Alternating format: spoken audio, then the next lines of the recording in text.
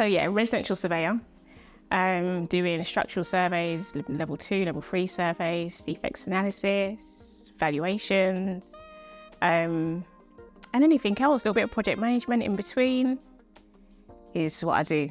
What makes a good surveyor? I would say a good surveyor is someone that enjoys their job, someone that enjoys looking at properties. It's all about the history, especially in England, we're all based on history. So you have to enjoy it, you have to love it. I love to be nosy, love seeing people's houses. And a good surveyor also just takes their time and cares about the client and what that client needs. And yeah, so how do you remain impartial in your work? It can be difficult, especially if the vendor or the owner is present, because sometimes, especially if they know what their house is like, because the vendor, they've lived there for years, they know where the issues are. So they're going to try and hide those issues from you. So to be from the surveyor's perspective, we always have to be impartial. We have to look at the structure and we're focused on the client, because the client's paid us to do the job. I think it's easy to be done, to be fair. You can take on whatever the owner's saying. You can just pretend like you're listening, or you might use your advantage and ask them questions instead. Like, yeah, how long have you been here? What works have you done? And you might just, switch it up a little bit just to see what they think. Sometimes they're honest, sometimes they're not. But generally, it's just what our job. We can't not be impartial. Like, we have to do our job. We can't think about the client or the owner in all fairness, because we have to go by the guidelines and stuff like that. But yeah, you do get them, the ones that try to hide stuff. I had one yesterday. He's like, oh, damn it, you saw the damp coming from the gutters into the room. I'm like, yeah.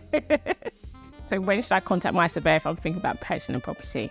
To be fair, once your offer's been accepted, you kind of want to get your survey in. You don't want to do your survey 4, 5, 6 weeks down the line when you're trying to complete or exchange. You want to get it done after you've accepted the offer. So at least you're giving you enough time to know exactly what's wrong, if there's anything wrong, and what negotiations you might want to be making in between that time. So earlier, the better. Is it best to buy a new build or an old build? As a surveyor, we go by building pathology, which is looking at the age of the properties and, the history and the features. So generally, most surveyors probably would buy an old build, because we can look at it and see through any decor, cosmetic issues, or any major issues, and we can see what it could potentially be.